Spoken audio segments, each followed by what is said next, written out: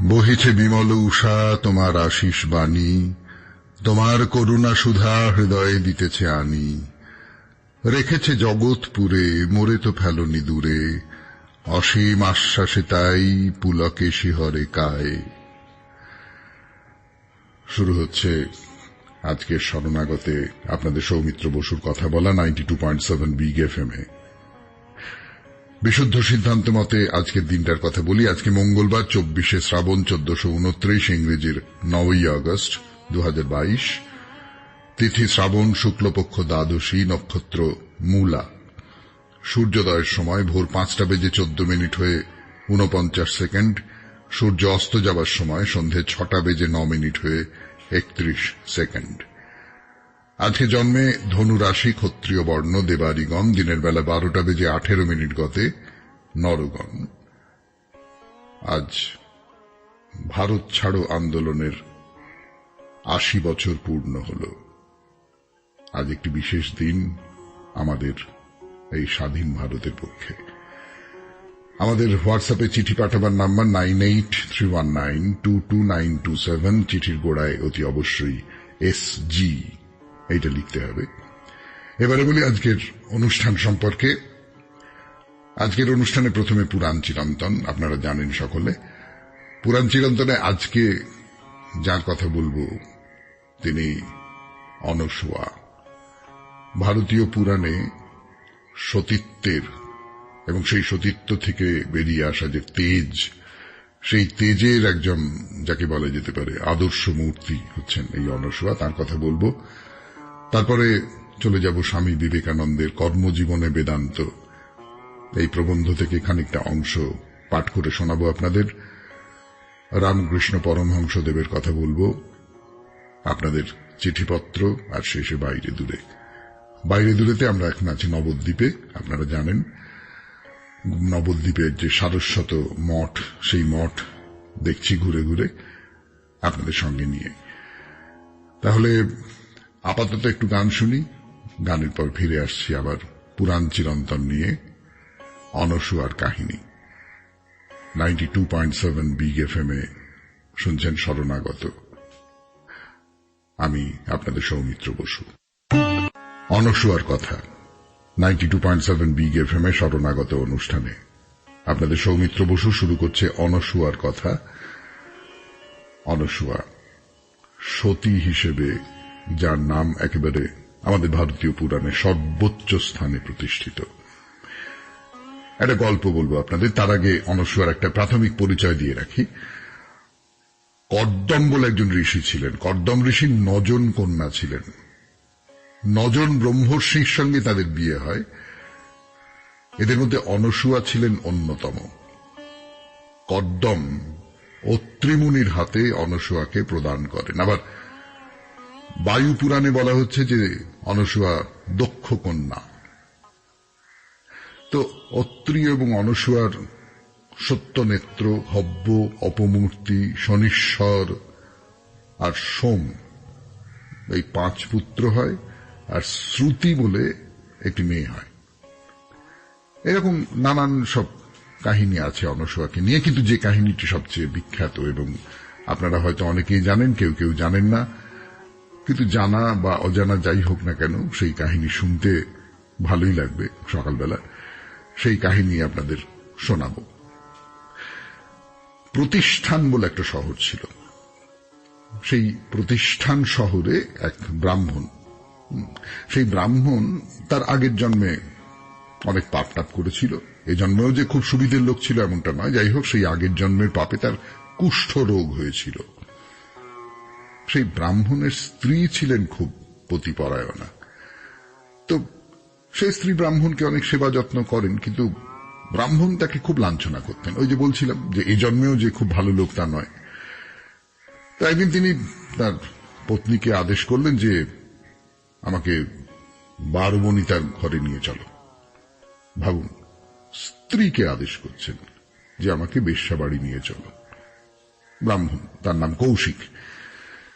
তো বলছেন যে সে এত সুন্দর দেখতে, এত সুন্দর দেখতে, তুমি তার কাছে লাগোই না, তুমি আমাকে তার কাছে নিয়ে চলো। তার কাছে না গেলে আমি মরেই যাব। তো সে তো পতিব্রতা স্ত্রী, সেই স্বামীকে কাঁধে নিয়ে সে বেশ্যাবাড়ির দিকে যাচ্ছে। এদিকে মহামুনি মান্ডব্য, তার আলাদা একটা গল্প, সে গল্প একদিন শোনাবো আপনাদের। তিনি এমনি কোনো বিনা অপরাধে, তাকে চুরির দায়ে শূলদণ্ড দেয়া হয়েছে, শুলে বসে আছেন তিনি, এবং শুলে বসে থাকা অবস্থায় ভয়ঙ্কর যন্ত্রণা হচ্ছে তার, অসম্ভব যন্ত্রণা। এর মধ্যে ওই অন্ধকার রাত্রিরে সেই যে ব্রাহ্মণ কৌশিক তাকে নিয়ে কাঁধে নিয়ে সেই যে তার স্ত্রী, পতিব্রতা স্ত্রী, সে যাচ্ছে বেশ্যাবাড়ির দিকে যাচ্ছে। যেতে যেতে অন্ধকারে ওই মান্ডব্যের গায়ে ব্রাহ্মণ কৌশিকের পা লেগে গেছে। তো মান্ডব্য ভয়ঙ্কর, মানে কষ্ট হয়েছে, তো একে ওই রকম কষ্ট, তার মধ্যে গায়ে একটা পা এসে লেগেছে। তিনি ক্রুদ্ধ হয়ে অভিশাপ দিয়ে বললেন, যে লোকের পা আমার গায়ে লেগেছে এবং তার ফলে আমার এত কষ্ট হয়েছে, সেই লোকটা সূর্যোদয় হওয়া মাত্র যন্ত্রণা ভোগ করতে করতে মারা যাবে। তো যে কৌশিকের পত্নী, যে কাঁধে করে তার স্বামীকে বেশ্যাবাড়িতে নিয়ে যাচ্ছে, সে শোনা মাত্র বলল যে, তাই বেশ, তাহলে আমিও বলছি, কাল থেকে আর সূর্য উঠবে না। শুনছেন পুরাণ চিরন্তন 92.7 বিগ এফএম এ শরণাগত অনুষ্ঠানে। আমি আপনাদের সৌমিত্র বসু শোনাচ্ছি অনসূয়ার কাহিনী। তো পতিব্রতা নারী, তিনি বলেছেন কাল থেকে আর সূর্য উঠবে না। বললাম তো আপনাদের এই মাত্র 92.7 বিগ এফএম এ শরণাগত অনুষ্ঠানে। পরদিন থেকে আর সূর্য ওঠে না, রাত্রি চলছে তো চলছেই, রাত্রি চলছে তো চলছেই। তো কি করা যায়, কি করা যায়? দেবতারা খুব ভয় পেয়ে গেলেন, ব্রহ্মার কাছে গেলেন। তা ব্রহ্মা বললেন যে,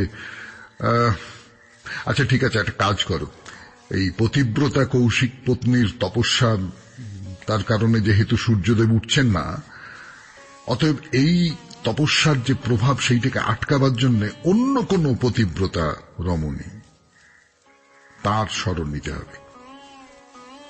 তিনি কে হতে পারেন?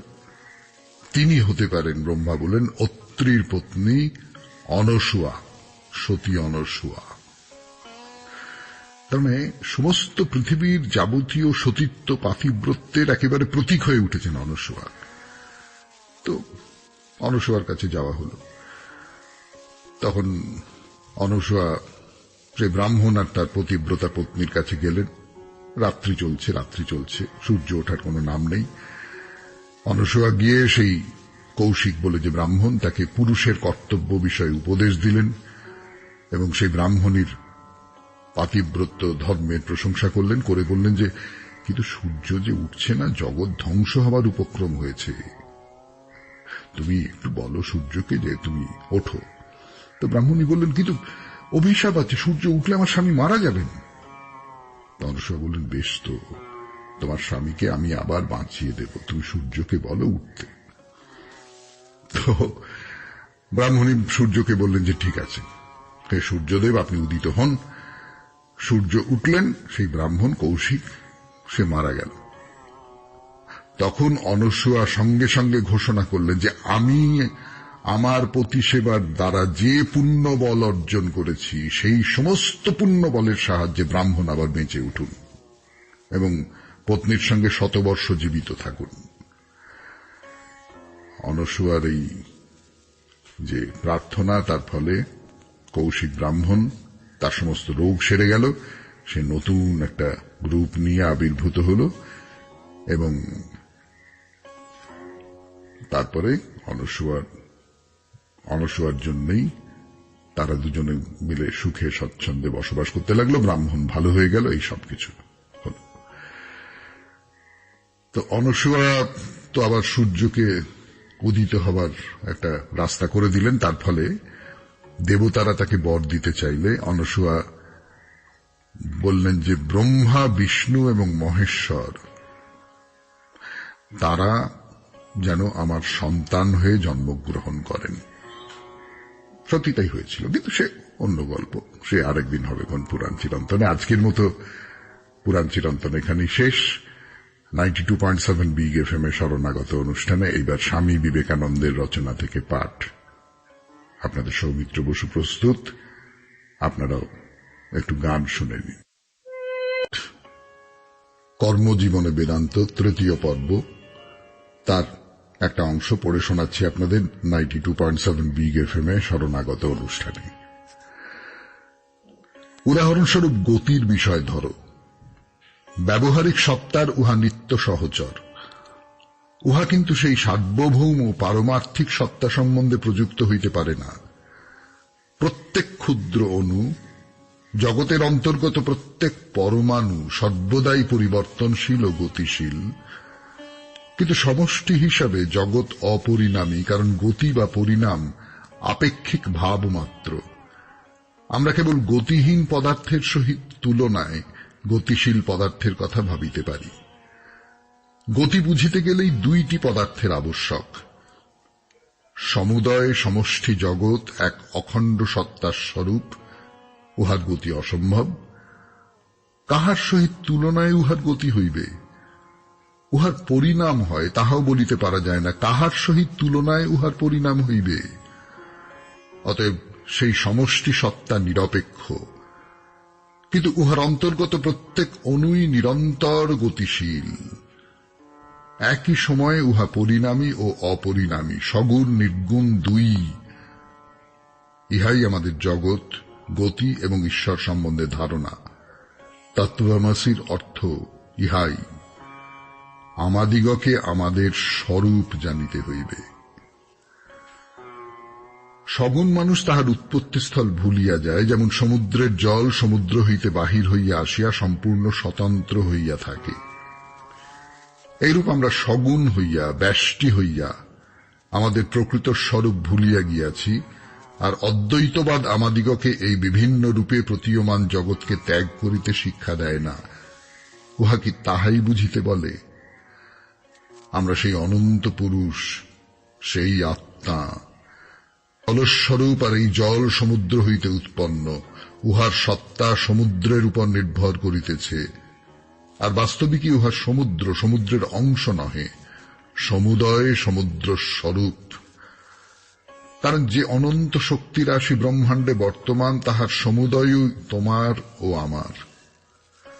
তুমি, আমি, এমনকি প্রত্যেক ব্যক্তি যেন কতকগুলি প্রণালীর মতো, যাহাদের ভিতর দিয়া সেই অনন্ত সত্তা আপনাকে অভিব্যক্ত করিতেছে।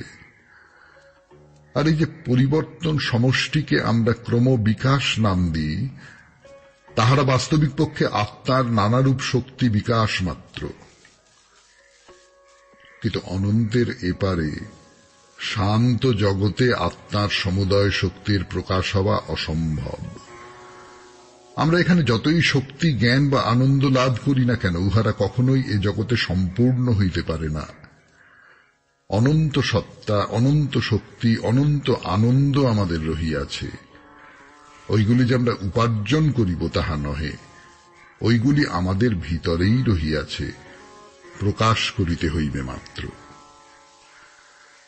শুনলেন স্বামী বিবেকানন্দের রচনা থেকে পাঠ 92.7 বিগ এফএম এ শরণাগত অনুষ্ঠানে। এরপর ঠাকুর শ্রী রামকৃষ্ণ পরমহংসদেবের কথা বলবার জন্য ফিরে আসছে আপনাদের সৌমিত্র বসু।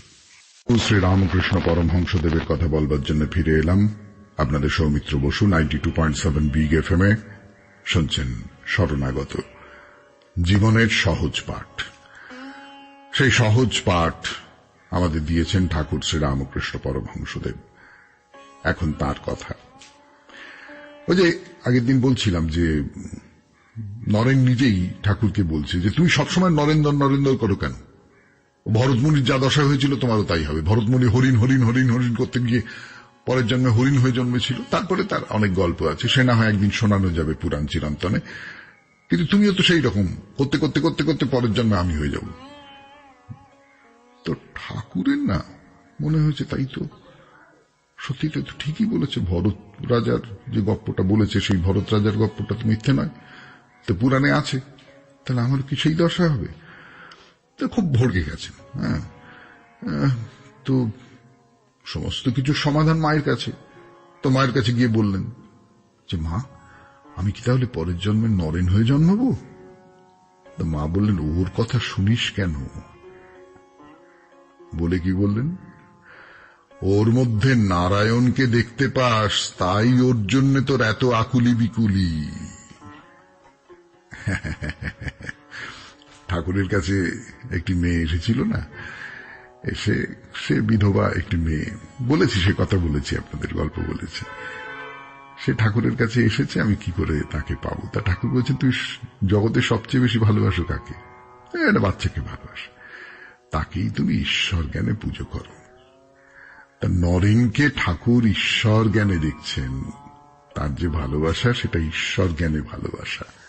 হ্যাঁ, তো ঠাকুর নরেনের কাছে এসে বলছে, এই তোর কথা আমি মানি নে, মা বলেছে তোর ভেতরে নারায়ণকে দেখি বলেই তোর উপরে টান, যেদিন সেটা দেখতে পাবো না সেদিন তোর মুখও দেখবো না রে শালা। তো সে নরেন আবার এসে খুব ধরেছে ঠাকুরকে, বলছে, কেমন আপনার মা এবারে দেখব, মাকে বলুন তো আপনার গলার ব্যথা সারিয়ে দিতে। তা নরেন এসে আবার ঠাকুরকে ধরেছে, বলে, কেমন আপনার মা এবার দেখব, তাকে বলুন তো আপনার গলার ব্যথা সারিয়ে দিতে। ঠাকুর বলছেন যে, আরে তোকে বলেছি না যে এই মন আমি সচ্চিদানন্দে অর্পণ করেছি, এই হাড় মাসের খাঁচার মধ্যে তাকে আনতে পারবো না। না না না, ওসব কথা শুনবো না, কিছুতেই বলতেই হবে আপনাকে। সন্তানের ব্যথা হরণ করে না, সে কেমন মা? তো ঠাকুর অবাক হয়ে তাকিয়ে আছে নরেনের দিকে। নরেন বলছে, আপনি বললে নিশ্চয়ই শুনবেন, আপনি কিছু খেতে পাচ্ছেন না, এই কষ্ট আমরা দেখতে পাচ্ছি না। ওসব কথা আমার মুখ দিয়ে বেরোয় না, আমাদের জন্য বার করতে হবে, আমাদের জন্য শুনবো না কিছুতেই। যেখানে একটা মুখের কথা বললেই কষ্টের উপশম হয়, কেন আপনি বলবেন না? ঠিক আছে, আপনার জন্য, নিজের জন্য বলতে বলছি না, আমাদের জন্য বলুন, আমাদের কষ্টের লাঘবের জন্য বলুন, যাতে অন্তত একটু খেতে পারেন তাই চেয়ে নিন। আপনি খেতে পাচ্ছেন না, আমরা দাঁড়িয়ে দাঁড়িয়ে তাই দেখছি, সহ্য করা যাচ্ছে না। ঠাকুর বললেন মাকে, বলবার জন্য ফিরে আসছি 92.7 বিগ এফএম এ শরণাগত অনুষ্ঠানে। আমি আপনাদের সৌমিত্র বসু। 92.7 বিগ এফএম এ শরণাগত অনুষ্ঠানে ঠাকুরের কথা হচ্ছে। নরেন ঠাকুরকে বলেছে যে আমাদের জন্য, আমাদের কষ্ট থেকে বাঁচাবার জন্য আপনি মায়ের কাছে গিয়ে বলুন আপনার গলার ব্যথা সারিয়ে দিতে, অন্তত দুটি খেতে পান যাতে, সেই রকম একটা ব্যবস্থা করে দিতে। তো নরেন বলেছে, তো নরেনকে তো না বলতে পারেন না, বলেন ঠিক আছে দেখি, যখন বলছিস এত করে, বলতে পারি কিনা দেখি। মনে আছে একদিন ঠাকুর নরেনকে মায়ের কাছে পাঠিয়েছিলেন, টাকা পয়সা চেয়ে নে, তো সংসারে এত অভাব। নরেন চাইতে পারেনি, সে তো মনে আছে আপনাদের। তো এবার নরেন ঠাকুরকে পাঠিয়েছে, গলার ব্যথাটা ভালো করে দাও যাতে অন্তত দুটি খেতে পারি। মন্দিরে গেছেন, মা বসে আছেন। মা, ঠাকুর গিয়ে বললেন, মা এই ব্যথাটা, এর জন্য কিছু খেতে পাচ্ছি না, যাতে দুটো খেতে পাই তাই করে দে। মা হাসলেন, হেসে ঠাকুরের কানে কানে কি একটা বললেন। মন্দির থেকে বেরিয়ে ফিরে চললেন ঠাকুর। নরেন তাড়াতাড়ি এগিয়ে এলো, বললেন, কি বললেন মাকে? মা কিছু বললেন? ঠাকুর বললেন, বললুম তো মাকে। তারপর কি বললেন? একবার যখন আপনার মুখ থেকে কথাটা বেরিয়েছে তখন আর কোনো ভয় নেই। কি বললেন মা? আমি বললুম, কিছু খেতে পাচ্ছি না, যাতে দুটো খেতে পারি তাই করে দে। হ্যাঁ, মা কি বললেন? মা তোদের সবাইকে দেখিয়ে দিলেন, বললেন, কেন তোর এক মুখ বন্ধ হয়েছে তো কি হয়েছে, তুই তো এদের শতমুখে খাচ্ছিস। লজ্জায় আর কথাটি কইতে পারলুম না। 92.7 বিগ এফএম এ শরণাগত ঠাকুরের কথা বলছি আমি, আপনাদের সৌমিত্র বসু। গল্পটার ভেতরের মানে তো নিশ্চয়ই আপনারা বুঝতে পেরেছেন। এই 92.7 বিগ এফএম এ শরণাগত অনুষ্ঠানে যা বললাম, এই যে নরেন খাচ্ছে, আরো আরো আরো সব শিষ্য শাবকেরা খাচ্ছে, আরো যে তার ভক্তরা খাচ্ছে, খেতে পারছে, এর মধ্যে দিয়েই তো ঠাকুরের খাওয়া হয়ে যাচ্ছে। এই তো সব। ঠাকুর তো একা ঠাকুর নন, তিনি অনেকের মধ্যে দিয়ে প্রকাশিত হয়েছেন, অনেকের মধ্যে দিয়ে। কিছুদিন আগে একটা চিঠিতে একজন লিখেছিলেন যে শারীরিক কষ্টকে কি একেবারে ভুলে যাওয়া যায়? সাধু সন্ন্যাসীরা তাহলে হাসপাতালে ভর্তি হন কেন? এইরকম লিখেছেন। সত্যি তো, ঠাকুর খুব শারীরিক কষ্ট পেয়েছেন, খুবই পেয়েছেন। একটা গল্প বলি আপনাদের, আমি কোনো তর্ক বিতর্কের মধ্যে না গিয়ে একটা গল্প বলি। ওই গোপালের কথা বলেছিলাম, তো সেই গোপাল, ঠাকুরের গলায় তো ঘা হয়েছে, তো সেই ঘাটা নিম জল দিয়ে গলার ঘা পরিষ্কার করে দিচ্ছে গোপাল। ভীষণ লাগছে, ভীষণ যন্ত্রণায় ঠাকুর একবারে আর্তধ্বনি করে উঠলেন। তো গোপাল তাড়াতাড়ি হাতটা গুটিয়ে নিল, বলল, তবে থাক, আর ধোয়াবো না। তখন ঠাকুর বললেন যে না না না না না না না, আমার কষ্টে তুমি কষ্ট পাচ্ছ, এ আমি সইতে পারবো না। তুমি তুমি তুমি ধুইয়ে দাও, ধুইয়ে দাও, ধুইয়ে দাও। এই দেখো, আমার আর কোনো কষ্ট হচ্ছে না, দেখো, ধুইয়ে দাও।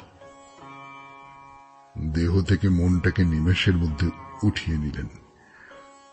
গোপাল ধুয়ে দিতে লাগলো, আর আর্তনাদ নেই, আর ঠাকুরের মুখ বিকৃত হচ্ছে না, অমোঘ প্রসন্নতা মুখে। দুঃখ জানে শরীর, জানে মন, তুমি আনন্দে থাকো, এই হলো ঠাকুরের মূল মন্ত্র। এই যে কষ্ট পাই আমরা, এটা হচ্ছে দুঃখ আর শরীরের মধ্যে একটা বোঝাপড়া। মন এখানে ঢোকে না, মন অসম্পৃক্ত, তাকে এসব স্পর্শ করে না। 92.7 বিগ এফএমে শুনলেন ঠাকুরের কথা। এরপর আপনাদের চিঠির উত্তর। ফিরে আসছি গানের পর। তীর্থযাত্রার চিঠি। আজকের চিঠিটি লিখেছেন রাজীব গোস্বামী। 92.7 বিগ এফএমে শরণাগত অনুষ্ঠানে শোনাচ্ছি সেই চিঠি। কত দূর আর কত দূর, হঠাৎ জয় ভোলে। বরফানি দর্শন করে ফিরতে তীর্থযাত্রী বললেন, ব্যাস আর জ্যাদা দূর নেই হ্যায়। শুনে দ্বিগুণ উৎসাহে লাঠি ঠুকে অশীতিপর বৃদ্ধের মতো এগোলাম। পরে বুঝলাম এই উত্তরের কারণ এটি ভোকাল টনিক, নিমেষে ক্লান্তি দূর করে উৎসাহ যোগায়। এদিকে সে কাক ভরে উঠে দেখি আকাশের মুখ ভার, টিপটিপ বৃষ্টি মাথায় করে যাত্রা শুরু করেছিলাম বন্ধুরা মিলে কর্দমাক্ত পথে অতি সন্তর্পণে। আর খাদের গা ঘেঁষে দুলকি চালে সহজাই সমেত ঘোড়ার দল। ঘোড়ার পিঠে চড়া এক ভদ্রমহিলা ভয়ে প্রাণপণে চিৎকার করছে, ঘোড়া কা মুখ ঘুমাও। কিন্তু কে কার কথা শোনে। এবারে কিছু দানা পানির উদ্দেশ্যে প্রবেশ করলাম লঙ্গরখানায়। অজস্র খানা খাজানায় পরিপূর্ণ। ভারতের বিভিন্ন প্রদেশের শিবভক্ত মানুষ লঙ্গরখানায় পরিষেবা দেয় একেবারে বিনামূল্যে। ভেতরে মাইকে চলছে ভোলে বাবার গানের সঙ্গে উদ্দাম নৃত্য, যা শুনে তালে তালে দুলে উঠবে আপনার অঙ্গ। একটু বিশ্রামের পর আবার যাত্রা শুরু। অল্প উচ্চতায় কান ফাটিয়ে ঘন ঘন হেলিকপ্টারে তীর্থযাত্রীবাহী উড়ান পবিত্র গুহার পথে। এমন সময় এক ভয়ঙ্কর জায়গায় এলাম। অস্থায়ী কাঠের সেতুর ওপর দৌড়লাম প্রাণ হাতে করে সৈন্যবাহিনীর নির্দেশে, কারণ জলপ্রপাতের সঙ্গে ভারী পাথর গড়াচ্ছে, যা মাথায় পড়লে নির্ঘাত মৃত্যু। সৈন্যবাহিনীর তৎপরতাকে জানাই বিগ স্যালিউট। হঠাৎ একটা বাঁক ঘুরতেই দূরে দেখলাম বিশাল পবিত্র গুহা। 3 কিলোমিটার আগে বরফের চাদরে আবৃত। টাল সামলাতে না পেরে বরফে পা পিছলে গড়িয়ে গিয়েছিলাম। কোন ক্রমে বাবার কৃপা পাই।